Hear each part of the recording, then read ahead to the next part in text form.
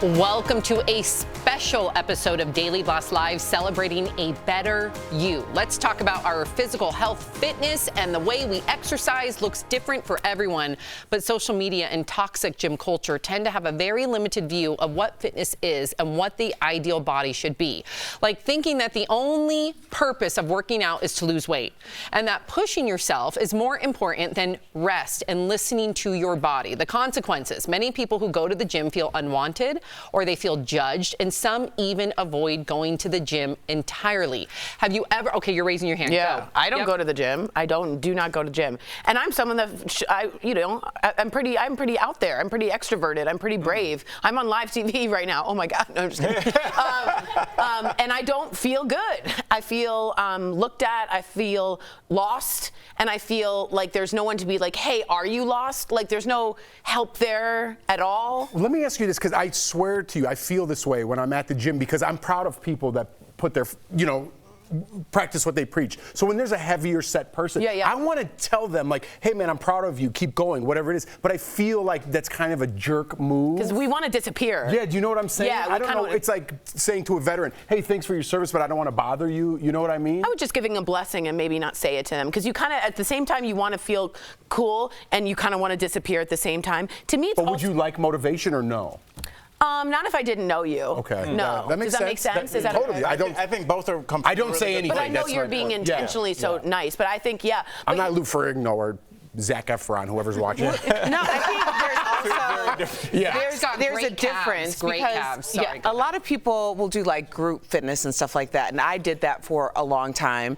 And you would find that like after 6 months or some time would go by, and people would say to each other like, "Dang, like you really have been putting in the work," and that because you've gone through that evolution together.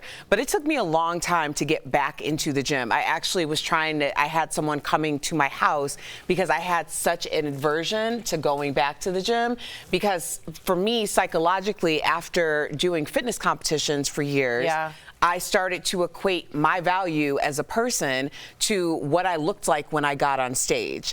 And once that started happening in my mind, I couldn't separate the two. So it wasn't about my health and wellness, it was about the aesthetics. So even being on the show at multiple different sizes over the course of 6 years, and shout out to my Uber drivers who have told me I've gained some weight, but this is like a huge thing for me to be able to be like different iterations of myself and feel very confident about myself regardless of what the perception I look like. That's progress. That is. Okay, so speaking of toxic fitness culture, the gym can be an intimidating place for both newcomers and fitness fanatics, as we just talked about. But Morit Summers is changing the game. She's a plus-size fitness trainer that's trained hundreds of clients, including model Ashley Graham. She's dedicated to making the gym a more inclusive place where the number on a scale does not matter. Please welcome to the show, Morit.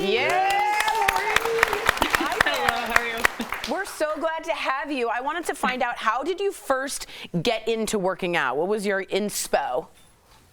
I was actually 14 and the fat kid that didn't fit in school. So I joined the gym and started working with a trainer because I wanted to fit in.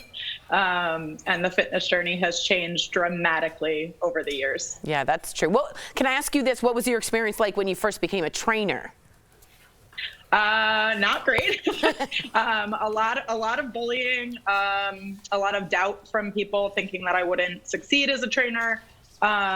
Mostly from the people within fitness, not necessarily the clientele. Interesting. Isn't that so They're coming from the inside, Erica. The call often comes from the inside. Why do you think that people are so critical of fitness trainers being plus size?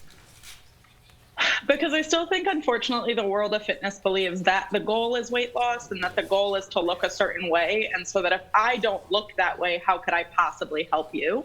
And I think that, like, at the end of the day, that's why I have a successful business, and that's why I have to keep doing what I'm doing to change that narrative, because the goal isn't always about weight loss.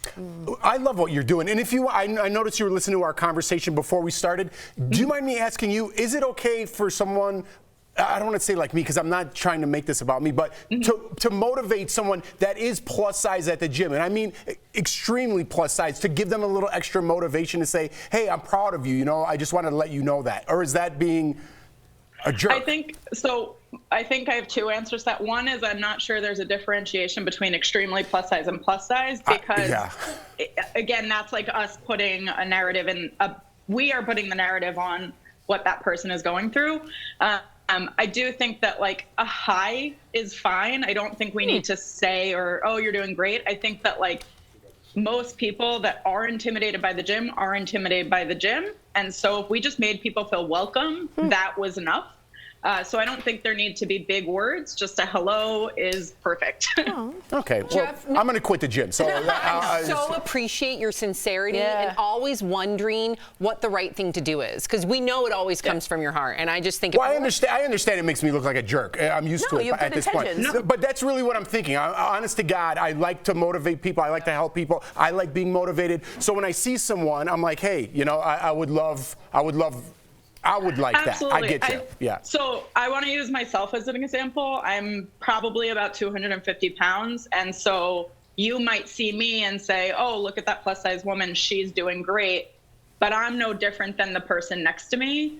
And so I think by giving that compliment, which again has this like wonderful connotation, can make me feel different than the next person, and that's where the problem lies. Totally. Yeah. No. Good to know. I won't say anything. No, this is why I love this show. Is because you're vulnerable, open, and honest, and then people watching at home, even someone like myself, I'm like, oh, good to know. Thank you for that. So both of you, thank you.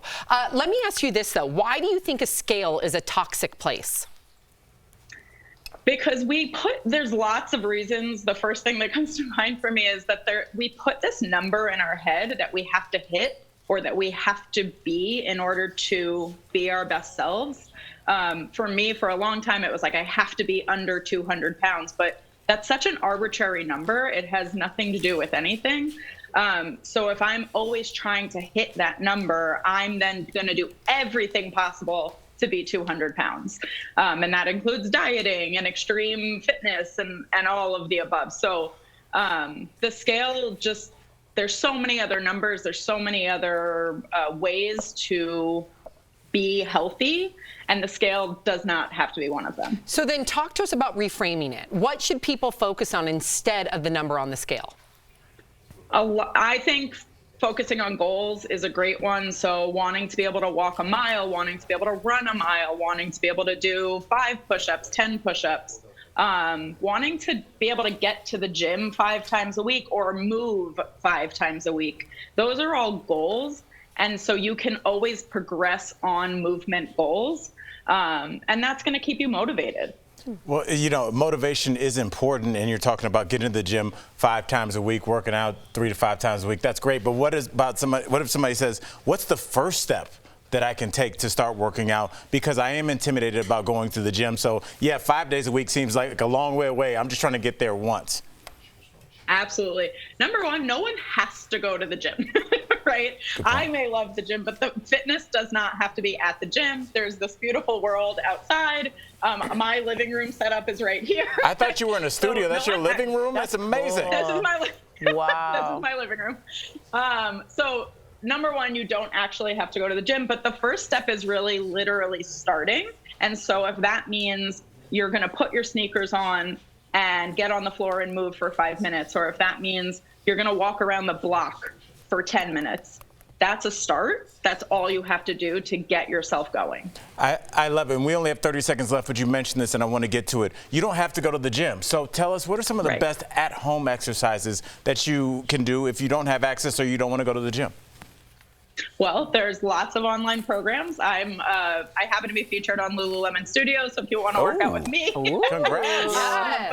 But there's so many things available. You can even go to my Instagram. There's lots of things available there. But there's so many things available for at-home fitness now, and I think that's like one of the most beautiful things the internet has given us. So if you don't want to go to the gym, just pick something and start moving. Find someone you resonate with, and that will really help you along that journey. We're going to pick your Instagram. Her website, too, which I'm about to toss to. Morit, thank you so much for joining us. DBL Nation, you can learn more about fitness and Morit at MoritSummersPersonalTraining.com. We appreciate you.